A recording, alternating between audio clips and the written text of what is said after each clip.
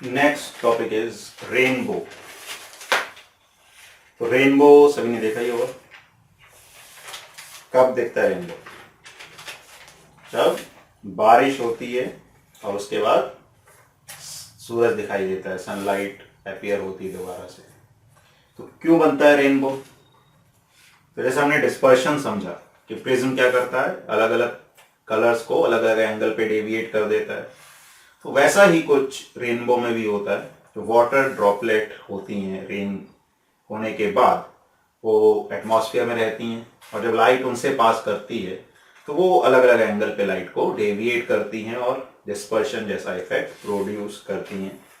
तो लिखो इसमें, अ rainbow is a natural spectrum appearing in the sky after a rain shower. It is caused by dispersion of sunlight by tiny water droplets. It is caused by dispersion of sunlight by tiny water droplets. इसको हम diagram बना के समझें। Actually में होता क्या है, ये मान लें रेन ड्रॉप है।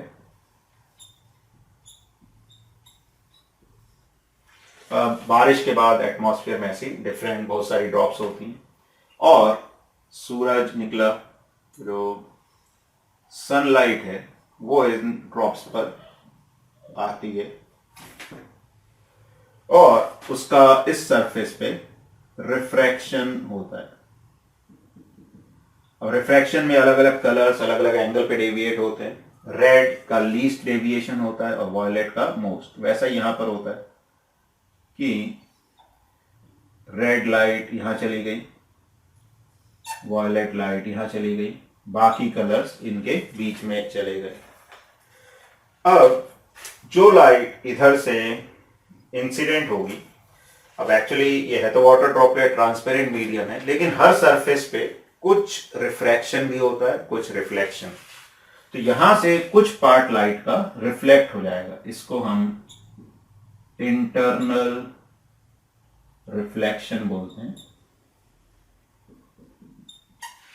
तो ये रेड लाइट यहां से रिफ्लेक्ट हो गई और वॉयलेट यहां से रिफ्लेक्ट हो गई। अब ये समझने में कई बार दिक्कत हो सकती है कि रिफ्लेक्शन कैसे हुआ। जनरली रिफ्रैक्शन होता है ऐसे ट्रांसपेरेंट मीडियम में। तो देखो, हर सरफेस पे कुछ रिफ्रैक्शन भी होता है, कुछ रिफ्लेक्शन भी। जैसे नॉर्मली हमारे घरों में या कहीं पर भी कार में जो विंडो के ग्लासेस हैं वो कैसे होते हैं, ट्रांसपेरेंट। अब उनसे हमें क्या होता है, बाहर की चीजें दिखाई देती हैं या बाहर से अंदर की। लेकिन देखिए, जब हम घर का जो विंडो का ग्लास है, जब हम दिन में देखेंगे, सनलाइट होगी बाहर, तो हमें बाहर की चीजें दिखाई देती हैं, अपनी भी इमेज दिखाई देती है कई बार, लेकिन वो बहुत ही धुंधली होती है। लेकिन हम रात को जब देखें, जब बाहर अंधेरा है और घर के अंदर लाइट जल रही है, तो हमें अपनी इमेज ही क्लियर दिखाई देने लगती है। क्यों? एक्चुअली उस सरफेस से कुछ लाइट रिफ्लेक्ट होके वापस भी आ रही थी, कुछ रिफ्लेक्ट होके दूसरी तरफ जा रही थी। दिन के समय बाहर ज्यादा लाइट थी तो रिफ्लेक्ट होके ज्यादा लाइट आ रही थी, इसलिए वो डोमिनेटिंग थी, हमें अपनी इमेज नहीं दिखाई देती। रात के समय बाहर लाइट नहीं है, अंदर लाइट है, तो हमारा जो लाइट का रिफ्लेक्शन वाला पार्ट है वही डोमिनेटिंग होता है, इसलिए हमें अपनी इमेज ही दिखाई देने लगती है। वैसे यहां पे कुछ पार्ट रिफ्लेक्ट होगा, कुछ रिफ्रैक्ट भी होगा, लेकिन जो रिफ्लेक्टेड पार्ट है वो रेनबो में हमें हेल्प करेगा। अब ये लाइट जब वापस यहां से आएंगी तो इस तरह से इनमें डेविएशन होगा, और यहां पे जब हमारी आईज पे ये रेज आएंगे तो हमें डिफरेंट कलर्स दिखाई देंगे। तो इस तरह से रेनबो बनता है ड्यू टू रेन ड्रॉप्स।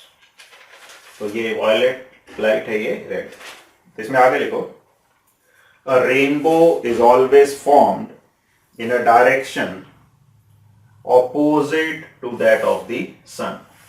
तो अगर सन यहां पे है तो रेनबो उसके ऑपोजिट डायरेक्शन में, मतलब हम सन की तरफ पीठ करके खड़े होंगे तब हमें रेनबो दिखाई देगा। The water droplets acts like small prism तो ये स्मॉल प्रिज्म की तरह एक्ट करती हैं।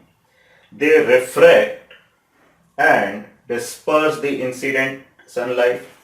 तो पहले क्या करती हैं, उनको रिफ्रैक्ट करती हैं और डिस्पर्स करती हैं। देन रिफ्लेक्टेड इंटरनली, फिर उनका इंटरनल रिफ्लेक्शन होता है। And finally refracted again when it comes out of the rain drop, फिर दोबारा से उनका यहां पर रिफ्रैक्शन होता है। तो ये हमें रेनबो के बारे में पता होना चाहिए, कैसे बनता है, क्या फिनोमिनन होता है इसके पीछे। ठीक है।